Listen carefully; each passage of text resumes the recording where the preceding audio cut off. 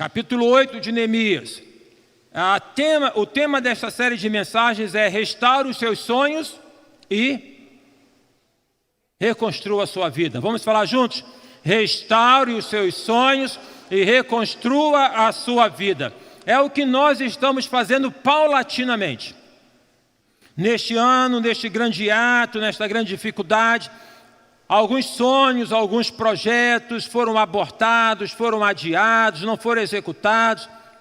Não está perdido.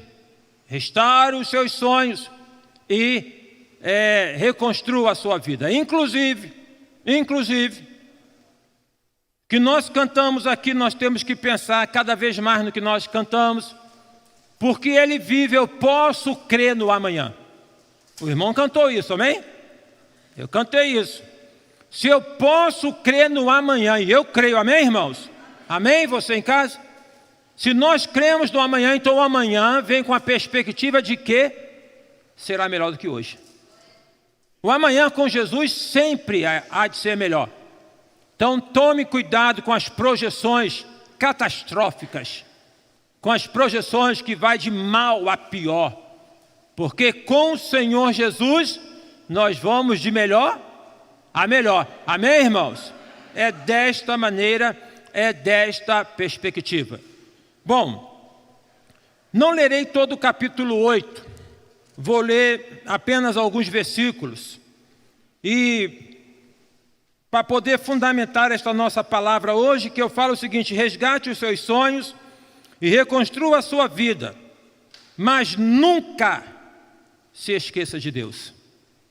Restaure os seus sonhos, reconstrua a sua vida, mas nunca se esqueça de Deus.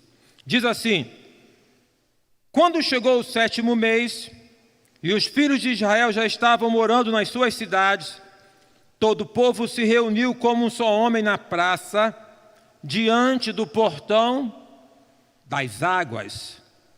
E pediram a Esdras, o escriba, que trouxesse o livro da lei de Moisés, que o Senhor havia ordenado a Israel. Esdras, o sacerdote, trouxe a lei diante da congregação, composta por homens, mulheres e todos os que eram capazes de entender o que ouviam. Era o 1º dia do 7º mês. Esdras leu o livro em voz alta, diante da praça que ficava em frente ao portão das águas, desde o amanhecer até ao meio-dia, na presença de homens, das mulheres e dos que podiam entender, e todo o povo tinha os ouvidos atentos ao livro da lei. Esdras, o escriba, estava num púlpito de madeira que fizeram para aquele fim. Estavam em pé ao lado dele à sua direita Matatias, Sema, Anaías, Urias, Ilquias e Maceias. E à sua esquerda estavam Pedaías, Misael, Malquias, Assum, Asbadana, Zacarias e Mesulão.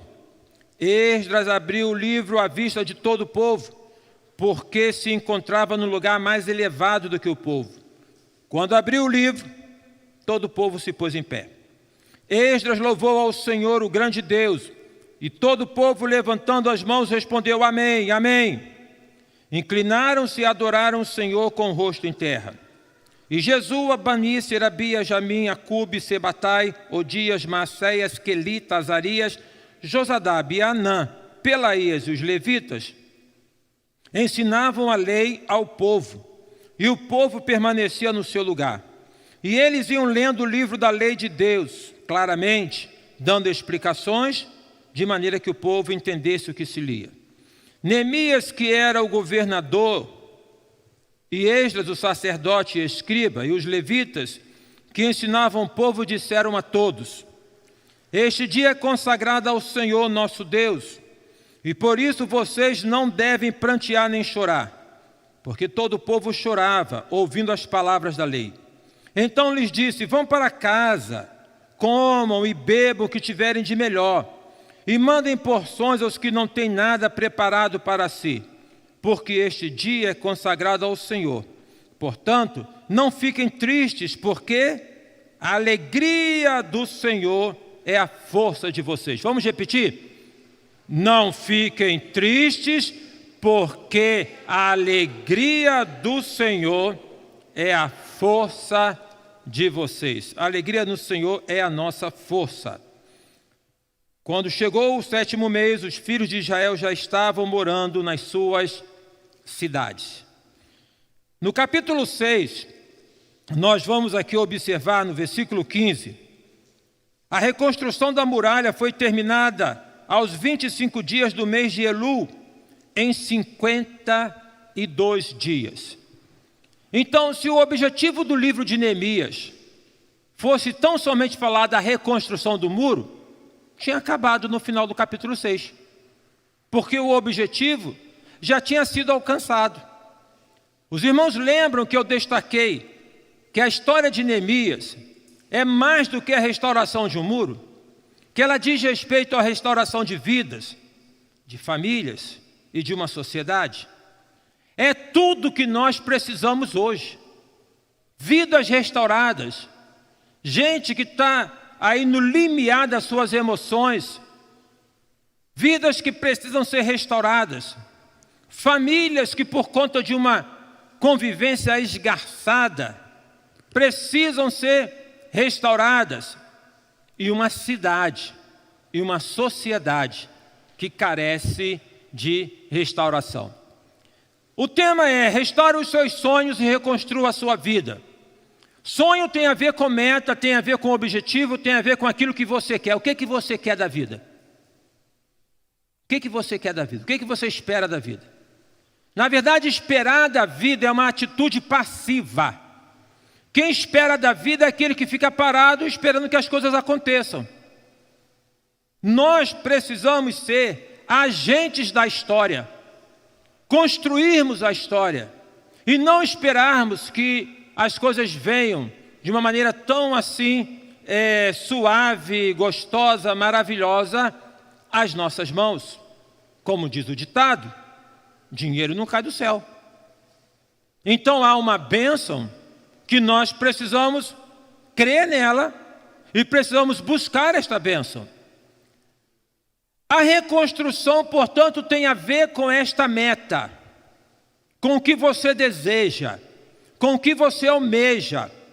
E isso não tem a ver com idade. Não venham com essa que quem já está com 60, 70, 80, não tem mais meta. Não. É todo momento, a todo instante, nós precisamos ter um objetivo claro para que possamos viver. Qual é a sua meta? Qual é o seu sonho? Agora, a pergunta que eu faço à luz da meta e do sonho que você tem, e se você não tem, eu te convido a ter, eu te convido a poder buscar em Deus e ter, para mover a tua vida, para poder lidar com as dificuldades, porque quem sonha avança mais na vida. A pergunta que eu te faço, se você tem, o irmão aqui, você na sua casa, você que nos acompanha, onde você está, é a seguinte: por que você quer o que você quer? Por que você quer o que você quer? Não é? Porque eu tenho esse sonho, eu tenho essa meta. Tá bom, legal, mas por que você quer isso? Por que você quer o que você quer? E quando você alcançar o que você quer, o que você vai fazer com isso? Entendeu? Então não é tão somente nós termos uma meta, um sonho, mas é por que você quer o que você quer. Por que você quer casar? Por que você quer comprar uma casa? Por que você quer o que você quer? E aí, pensando o seguinte, que se você tiver o que você quer, o que você vai fazer com isso? Deixe-me aqui abrir um parênteses para poder falar o seguinte: o que você quer, Deus tem prazer em conceder, amém? Vamos mudar a compreensão de Deus, porque culturalmente a nossa compreensão de Deus está impregnada de um Deus rancoroso, de um Deus que frustra sonhos, de um Deus que fala assim: eu quero daquela maneira, e ele fala: não, daquela maneira não, vou te dar dessa maneira. Ou seja, uma maneira que não é a que você imaginava. A Bíblia fala no Salmo 37, versículo 4: deleita-te também no Senhor, e Ele concederá o que deseja o teu coração. Amém? Então, o que você quer, sendo algo de acordo com aquilo que Deus tem para você, Ele tem prazer em te dar. Acaba com esse negócio. O irmão, a irmã, você que acompanha, porque Deus não quer me dar. O que você tem é digno, é para a glória de Deus, é para o seu bem, é para a edificação de vidas, é para abençoar pessoas, é para trazer paz no seu coração.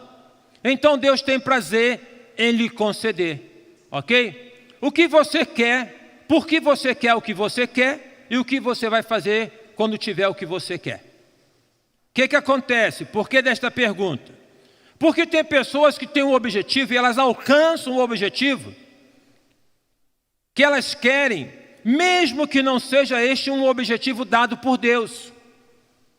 Mesmo que não seja isso que Deus tenha para elas, elas se dedicaram, viraram noite, se esforçaram, fizeram um montão de coisa. Alcança, gente. Alcança.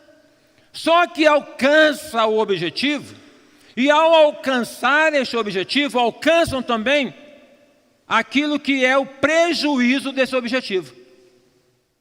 Ou seja, aquilo que elas entendiam como bônus, né, vem como ônus do que elas alcançaram. E algumas pessoas, quando alcançam o que elas querem, tendo pedido a Deus o que para poder chegar naquele momento, quando alcançam, elas esquecem de Deus. Eu peço, e quando alcança, esquece de Deus.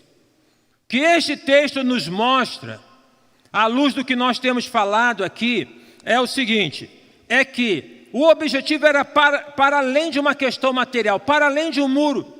A cidade está cercada agora, o muro está reconstruído. A humilhação tinha ido embora. Agora eles já não viviam reféns dos inimigos. Já tinham então uma dignidade, já tinham então ali uma restauração. Poderiam agora o seguinte, olha, diz o texto, estavam todos em suas casas. Todos em suas casas. Poderiam para a praia, para o jardim, para isso, para aquilo. Deus? Para que Deus? Para que Deus? Tem gente que só lembra de Deus no momento do aperto. Quando sai o aperto, esquecem de Deus. Que este momento que nós estamos passando difícil, nos leve a compreender que nós precisamos de Deus o tempo todo. O tempo todo, a cada instante, a cada momento.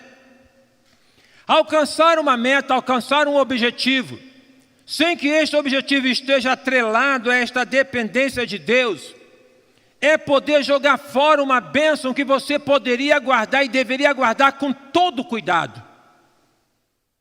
Você não guarda coisas que são preciosas com cuidado? Não tem lá um tal de posta-joia que o nome diz para poder guardar a joia? Muito embora a joia hoje em alguns casos seja prataria, mas você não guarda. Então guarde o que é bom para você, o que é bom para você. É a sua saúde, é boa, guarda a sua saúde, cuida da sua saúde. O seu casamento é bom, guarda, inclusive. Guarda muito bem. Porque encontrar uma outra mulher que te aguenta vai ser difícil. Encontrar um outro esposo que te aguente vai ser difícil. Ter uma família como que você tem, praticamente impossível. É o trabalho, então, está entendendo? Sejamos zelosos daquilo que Deus nos dá, daquilo que Deus nos confere. Não vamos desperdiçar as bênçãos. Não vamos pedir depois jogar fora, abrir mão, não quero mais, não era isso que eu imaginava, não era isso que eu queria. O que este texto aqui nos mostra é que a reforma que Neemias está promovendo e querendo é mais do que uma questão material. O que Deus espera de cada um de nós, o que Deus deseja de cada um de nós é uma vida de relação para com Ele que não seja interesseira. Pautada só no querer ter. De querer acumular. Não tem problema algum em ter. Não tem problema algum em crescer. Nós temos empreendedores aqui na igreja. Nós temos irmãos que estão se reinventando. Não há problema, Deus não tem problema com dinheiro, porque todo o dinheiro vem de Deus. Todas as jazidas de ouro, de diamante, de tudo pertence a Deus, meus irmãos. Tudo pertence a Ele, Ele não tem problema com isso. A única coisa que Ele pede é o seguinte: não construa um bezerro de ouro em que você possa colocar no meu lugar. Desta maneira, então, agora, o povo está nas suas casas, a muralha está reconstruída e eles fazem um grande ajuntamento. Este grande ajuntamento é uma grande concentração. Uma concentração em que eles fizeram para adorar ao Senhor. Eles não esqueceram de Deus. A bênção veio e eles não esqueceram de Deus. A vitória veio e eles não esqueceram de Deus. Deus abençoou e eles não esqueceram de Deus. Deus repreendeu o inimigo e eles não esqueceram de Deus. Eles se reuniram. E observe então, os irmãos, que aparece pela primeira vez aqui um personagem que é Esdras. Esdras é o legislador, Esdras é o escriba, Esdras é o sacerdote. E agora fala o seguinte: tragam aí o livro da lei. A palavra, traga a palavra. Para que eles reconstruíssem o muro de Jerusalém, com certeza fizeram um projeto. Com certeza traçaram ali nos papiros um desenho. Agora, para poder reconstruir a família, para reconstruir a vida pessoal, para reconstruir a sociedade, eles necessitavam do projeto espiritual. O seu projeto, o meu projeto, nós encontramos aqui na palavra de Deus. Nós encontramos aqui em termos gerais, não é num aspecto específico, Ricardo, mas em termos gerais. Ricardo, você encontra aqui, eu encontro aqui. Olha, alguém já disse que se não pegarmos o hábito nesta pandemia de lermos a Bíblia e de orarmos, duvida que consigam pegar este hábito depois. Porque se falava que não tinha tempo, muito embora trabalhar em casa consuma muito tempo, né? Então não tem essa de ficar em casa pensar que está de barriga para o ar. Mas o fato é de que se nós não atentarmos para esta oportunidade, leia um capítulo por dia, irmão. Irmão, leia até um versículo por dia. Mas leia, medite naquilo, sabe? Faça uma refeição gostosa. Ore ao Senhor. Busque ao Senhor. Buscai ao Senhor enquanto se pode achar. Invocai-o enquanto está perto. Eles se reuniram. Agora, tem uns dados aqui que são interessantes. Eles se reuniram numa praça. Imagina que era uma praça muito longa. Dá a entender que eles fizeram um palanque, parece até, Daniel, quando nós íamos ali para a Praça do Meia, fazíamos palanque. Botaram um púlpito. E tem aqui uma prática que parece que tem a ver com alguma coisa que nós ainda fazemos hoje. Vamos ler a Bíblia, vamos ficar de pé. Não tem isso? Até alguns pastores são até mais tradicionais. Vamos ficar em pé para ler a Bíblia. Porque quando Esdras começou a ler a Bíblia, o povo ficou em pé. Por quê, irmãos? Ali não tem a perspectiva de livro. E uma coisa que nós temos que ter em mente, que a Bíblia é uma palavra viva, é mais do que um livro. A Bíblia é mais do que um livro, minha gente. É uma palavra viva. Então, frente a esta palavra viva, de um Deus vivo, nós temos que ter reverência. Não é reverência ao livro. Não é reverência à tipografia, mas é reverência à palavra que é viva. Sabe aquele negócio quando alguém está falando, o outro para escutar? É mais ou menos assim. Deus vai falar, reverência para poder escutar. Reverência para poder escutar. Ficaram em pé. Aí Esdras louvou o Senhor e começou a falar da parte da manhã até o meio-dia. Parte da manhã até o meio-dia, que hora mais ou menos você imagina? A primeira vigília dos judeus, se não me falha a memória, pastor Zé, que é 6 horas da manhã. Então, de 6 da manhã até meio-dia, esse pessoal ficou na praça, ouvindo o quê? A palavra. Hoje nós temos encontros de louvorzão, grande movimento de louvor, de cantar. Canta, canta, repete. Faz bem para a emoção, mas não alimenta o coração. É aquilo que, sabe, aquele momento, mas não tem palavra. Vivemos um momento de fragilidade na palavra. Talvez um dos desdobramentos deste momento, na igreja evangélica, seja um retorno para a palavra de Deus.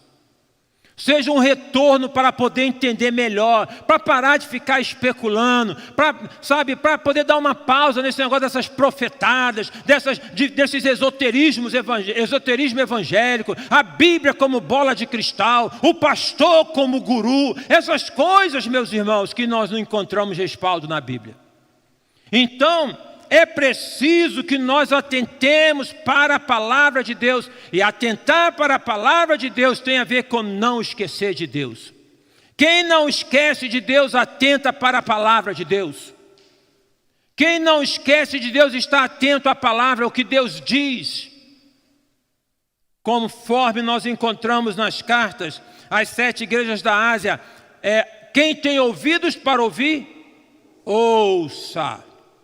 Uma expressão que o saudoso pastor Sérgio, que foi aqui da igreja, repetia, né, irmã Teresa? Com aquele jeitão dele, ouça, ouça. Ouvir a palavra. Eu quero conclamar o irmão, você na sua casa, o irmão, a todos nós, vamos ler a Bíblia.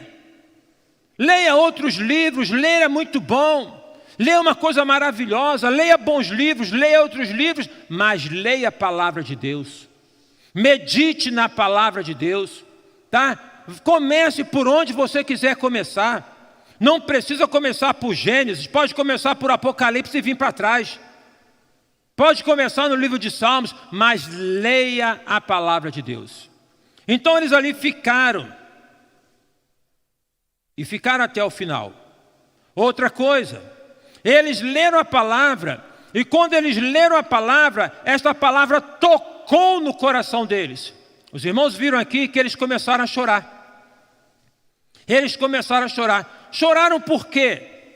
Porque a palavra começou a montar áreas na vida deles que precisavam ser corrigidas. A palavra ilumina o nosso mundo interior, minha gente. A Bíblia nos ajuda que nós nos reconheçamos e nos conheçamos melhor. Agora, eu quero ressaltar, a Bíblia enquanto palavra viva, porque a Bíblia enquanto livro meramente não funciona. Então a Bíblia enquanto palavra viva é aquilo que você para ler, Senhor, tu está falando comigo, entende? Está compreendendo? Deixa isso assim, gente, a Bíblia é Deus falando, Não é bem uma questão de você querer assim compreender exegeticamente, muito embora isso seja válido, hermeneuticamente, historicamente. É parar simplesmente para poder ouvir. É como Samuel disse, fala, Senhor, que o teu servo ouve. Fala, Senhor. Você acha que Deus é confuso? Você acha que Deus, para poder falar, fala com erudição? Fala de uma maneira... Não, Deus fala assim, coloquialmente. Deus fala no coração. É só ter aquele momento para poder ouvir. Aí eles começaram a, então, ter este movimento. E Neemias e Esdras e os demais falam, não é para isso. Alegrem o coração de vocês. Porque a palavra, ao ponto em que ela pode sinalizar e sinaliza as nossas falhas, os nossos campos que não estão lá iluminados, mas é para que nós possamos melhorar o que Deus quer que você melhore. Deus quer que você cresça como pessoa. Deus quer, o que eu tenho dito, que você, Francisco Bottino, seja a melhor versão de você mesmo. Deus não quer que você seja um cara como o Ricardo. Não que o Ricardo não seja gente boa. É porque você tem uma digital, então é a melhor versão de você mesmo. Para isso Deus te ajuda. Para isso Deus ajuda cada um de nós aqui. Então, alegria no Senhor é a nossa força. Neste momento, meus irmãos, onde nós ouvimos tantos lamentos, neste momento de tanta tristeza, a tristeza abate a gente, a tristeza empurra a gente para baixo, a tristeza, ela dilui o nosso ânimo. Alegria no Senhor. Eu ontem postei uma mensagem no áudio do WhatsApp da Piblins. Se você não tem lá o seu número no WhatsApp da Piblins, deixa o número comigo ou com o pastor Zeca, anote ali na frente ou então deixe. Porque lá perto de casa, gente, tem um sabiá. Mas o sabiá canta tão bonito. Eu gosto tanto do canto do sabiá. Minha terra tem palmeira, já falava o poeta, onde canta o sabiá. Gente, é lindo. O sabiá, ele tem um canto longo. Um canto assim, harmônico, mavioso, afinado. Meu Deus, como é que eu queria assim ser como sabiá, cantar. Eu canto tão desafinado, eu canto tão desencontrado. E o sabiá canta. Ontem, com esse dia chuvoso, que para falar a verdade, mais uma vez eu agi com pouca fé. Porque eu falei assim, domingo, com essa chuva, não vai ter quase ninguém na igreja. Olha só que benção vocês aqui. Aí o sabiá ontem, com aquele dia chuvoso, 6 horas da manhã está cantando. Meio-dia, ele continua cantando. À tardinha ele está cantando. Meus irmãos, nós às vezes queremos encontrar um motivo para cantar. Queremos encontrar uma razão para cantar. E aí eu citei na reflexãozinha que eu fiz, a gente canta aqui na igreja, Jesus Cristo é o motivo da minha canção. É o motivo. O motivo para cantar está dentro de você. Neste momento difícil, complicado, eu quero aqui poder em nome de Jesus te chamar e te convocar para você cantar, para você glorificar, para você exaltar o nome do Senhor. Mas como pastor? Porque o motivo está dentro de você. Está dentro de você. Deus está no controle de tudo e nós caminhamos para o encontro com Ele no tempo certo. É desta maneira, é neste sentido de podermos louvar. Então alegre o teu coração, irmão. Sorria, irmão. Contemple e valorize as coisas melhores da tua vida. Seja um pouco criança. Também não cantamos? Quero ser como criança. Eu acho que nós precisamos rever o que nós cantamos. Eu acho que nós precisamos rever algumas coisas que nós cantamos. Eu quero ser como criança, não é rabugenta. Pode ser pirracenta, mas rabugenta não. Então, alegra teu coração, agradeça a Deus pelo sapato, está furado, mas agradeça a Deus. Quando eu era seminarista, eu tinha só sapato furado, eu botava jornal. E nesse dia de chuva, aquilo ficava em plástico.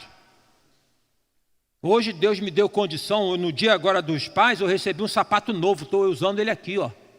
Bênção de Deus, bênção de Deus. Agradece a Deus, agradece por tudo. Pela tua vida, agradece por todas as coisas. Alegria no Senhor é a nossa força, a alegria renova a gente, a alegria impulsiona a gente, a alegria faz com que nós possamos avançar. Vamos parar então de ficar nessa perspectiva de lamentar, vamos alegrar o nosso coração. Aí tem uma coisa que eu estou deixando aqui para o final, mas aparece no início. Eles se concentraram na praça, não foi? E diz o texto, de onde eles estavam, estava em frente a um portão que tinha um nome. Perceberam o nome? Perceberam? Quando nós lermos a Bíblia, prestemos atenção nesses detalhes pequenos. Eles estavam concentrados, Esdras estava em frente ao portão das águas. Ele estava em frente ao portão das águas. Aqui, eu fui pesquisar, possivelmente é um ribeiro de Gion, que vinha de uma fonte para o lado de fora e passava subterrânea e chegava em Jerusalém, e eles conservavam aquele ribeiro. Na época da primavera, quando havia o degelo, esse rio enchia mais, e eles então, aquela água brotava das pedras, e eles construíram um tanque. Sabe qual é o nome desse tanque? Aparece no Novo Testamento, João capítulo 9, tanque de Siloé. Você lembra do tanque de Siloé? O que aconteceu no tanque de Siloé? No tanque de Siloé foi onde Jesus, ao deparar-se com o homem que era cego, e perguntaram para ele: Jesus, este homem é cego de nascença porque ele fez algum mal, o pai dele fez algum mal. A gente sempre está nesse maniqueísmo, né? Que é por que eu estou passando por isso? O que eu fiz? Está passando porque está aqui na terra, porque é assim mesmo. Às vezes você provocou, tudo bem, mas às vezes não. Aí Jesus falou: não é nem porque alguém fez, nem é nada disso. É para a glorificação do nome de Deus. Presta atenção, presta atenção. O que você enfrenta de dificuldade hoje, não é para acabar com você. É para a glorificação do nome de Deus. Mesmo que você venha esticar a caçuleta. Mas não, aqui está um homem que foi um homem de Deus. E se pudesse, imagina a cena hilária, né? Se tivesse lá esticado, aí falasse: esse é um homem que foi um homem de Deus. Aí você levantasse: fui mesmo. Está entendendo? Então glorifica o nome do Senhor. Em Siloé, Jesus pegou esse cego. A cura foi o seguinte: ele cuspiu no chão, ele fez uma lama, passou nos olhos. Olha só, ele já tinha curado outros cegos de outra maneira, mas agora ele faz uma lama de cuspe, passa nos olhos e fala: vai lavar-te no tanque de Siloé. Vai tirar esta sujeira no tanque de Siloé. Meus amados irmãos, o pecado é a sujeira que nos impede de vermos a beleza da vida e a beleza de caminhar com Deus. É necessário que todos nós, ainda mais no frio, não deixemos de tomar um banho no tanque de Siloé. Que nós possamos estar perante Deus: Senhor, lava meu coração, Senhor. Senhor, lava minha vista, Senhor. Senhor, eu quero ver, como diz a irmã Fernanda Pinheiro, na sua cadeira de rodas, na sua enfermidade autoimune: eu quero ver, não importa o quê. Mas só pode ver se tiver pureza no coração. Se tiver sujeira, não vai poder ver. Agora observem os irmãos que, se não me falha a memória, é o profeta Ezequiel, em que ele vai falar de um rio que brotava do templo do Senhor, saía do templo e ia para a região oeste. Esdras está no portão, em frente ao portão das águas. Esdras está falando de quê? Da palavra de Deus. A palavra de Deus é uma fonte purificadora. A palavra de Deus é aquilo que vem para purificar a gente. E agora então no Novo Testamento o cego é curado, ele passa a ver. No Velho Testamento o profeta fala: há um rio que sai debaixo do templo. Então Esdras está ali, é o simbolismo do Velho Testamento com o Novo Testamento. Esdras está pregando a palavra, está apontando para Jesus, a fonte de água viva que nos purifica de todo o pecado. A encarnação do verbo, da palavra de Deus. O profeta Ezequiel está falando o seguinte: esta palavra, esta fonte purificadora, ela sai do templo. Que templo? Não é desse prédio, sai de mim, sai de você, para nós, meus irmãos, como rios e braços de rios, possamos irrigar essa sociedade ressecada pelo pecado. Para que nós, meus irmãos, possamos ir no seu bairro, no seu prédio, no seu condomínio, nós possamos irrigar. E onde passa um filete de água é suficiente para poder fazer brotar uma flor. O hino, o cântico, nos galhos secos de uma árvore qualquer.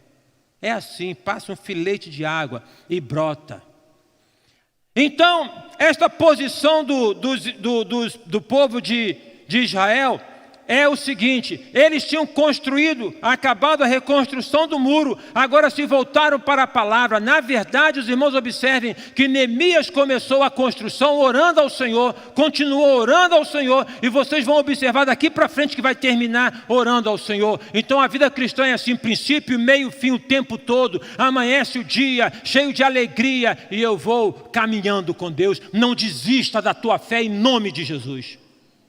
Não pare de caminhar em nome de Jesus. Não pare de buscar em nome de Jesus. Continue, busque, busque, busque, busque. Quando receber o que você tem, não deixe Deus de lado como fazem alguns. Quando receber a bênção, não deixa Deus para lá. Aí é o momento que você tem de poder sustentar ainda mais, porque uma muralha pode proteger por algum momento, mas Deus nos protege a todo tempo. Se o Senhor não edificar a casa, em vão trabalham os que edificam. Se o Senhor não proteger a cidade, em vão vigia o sentinela. Alcançou o que você alcançou? Amém. Louvado seja Deus. Graça de Deus, esforço seu, bênção de Deus. Mas não abaixa a guarda. Continua firme. Porque o inimigo não desiste. Aí, meus irmãos, na parte segunda que nós não lemos, que vai falar sobre a festa dos tabernáculos, e aqui fala que essa festa começou no primeiro dia do 7º mês. Isso está referenciado lá em Levítico capítulo 23 e 24, das festas do povo de Israel. E aí, meus amados irmãos, o que acontece? Vai falar da festa dos tabernáculos. Esta festa é uma festa que tinha o seguinte objetivo, de poder fazer a seguinte representação. Os irmãos lembram que o povo andou pelo deserto? No deserto não tinha como poder ter condomínio, não tinha como poder ter prédio. No deserto eles ficavam acampados em barracas.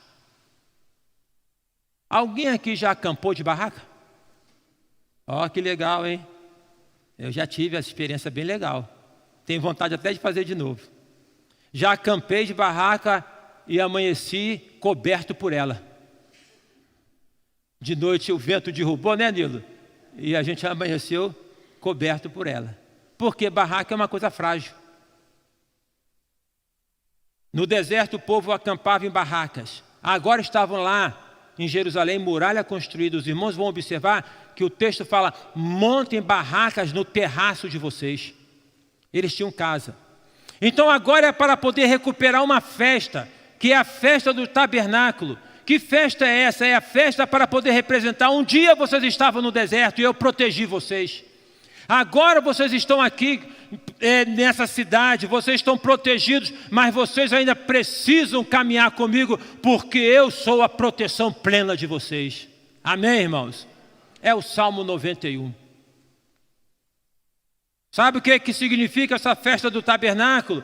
Quando o povo agora então nas suas casas deixa a casa e vai fazer a barraca, é como quem tem criança em casa, fala assim: vamos brincar de cabana. Quem tem filho pequeno, né? Vamos brincar de cabana. Nós temos que sair por vezes dessa posição confortável, que achamos invulneráveis, para podermos ficar na exposição e poder falar assim: eu dependo do Senhor. O meu socorro vem do Senhor. É o Senhor que me guarda. Precisamos na vida entender isso, que nós não somos nada sem Deus. Que nós conseguimos praticamente nada sem Deus. Que tem, Deus que deu. Está aqui porque Deus está te abençoando. Você não é nada sem Deus. Eu falava lá em casa, o movimento dos homens entendidos, e ainda bem que os temos, mas alguns têm uma posição muito estranha. Eles querem conhecer tudo e se deparam vez por outra num ponto que não tem como conhecer. Nem esse vírusinho, que é tão frágilzinho se está do lado de fora, mas se entra, ele causa tanto prejuízo, eles conhecem. Eu li uma reportagem falando que uma posição de alguns países, não somente do Brasil, inclusive eu acho que na Suécia ou Suíça, não sei, acho que é o único país no mundo, Suíça ou Suécia, em que o governo não impediu o movimento das pessoas. Não impediu. Não fez lockdown, não impediu. Por quê? Porque é uma corrente que é o seguinte, que todos possam se contaminar, para gerar uma imunidade de rebanho. Mas falaram que para poder alcançar essa imunidade de rebanho, só se alcançasse 70% da população.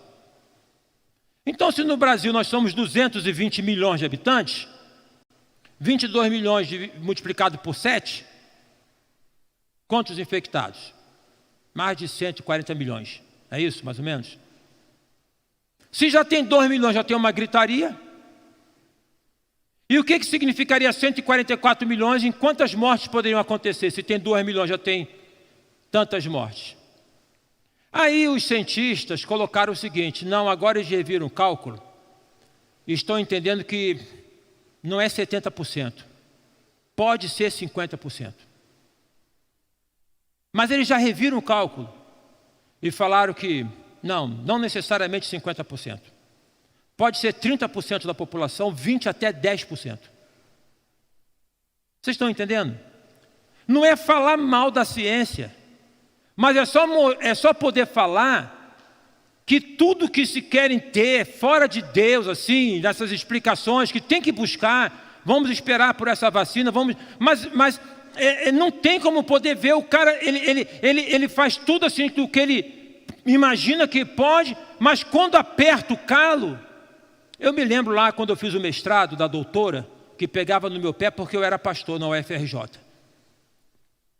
Eu era pastor, ela pegava no meu pé. Mas eu me lembro quando a filha dela ficou doente, de uma coisa não tão grave assim, que ela ficou muito abatida lá. Era uma senhora mais baixinha, sapatinho alto, toda, né, patricinha. E aí eu me lembro que na aula, ela pegou e falou assim: não, mas eu estou rezando. Ué, se Freud fala que Deus é uma ilusão, vai rezar para quê? Se fala que é uma coisa que não tem sentido, vai buscar Deus para quê? O homem não consegue ficar sem Deus. Ele não consegue.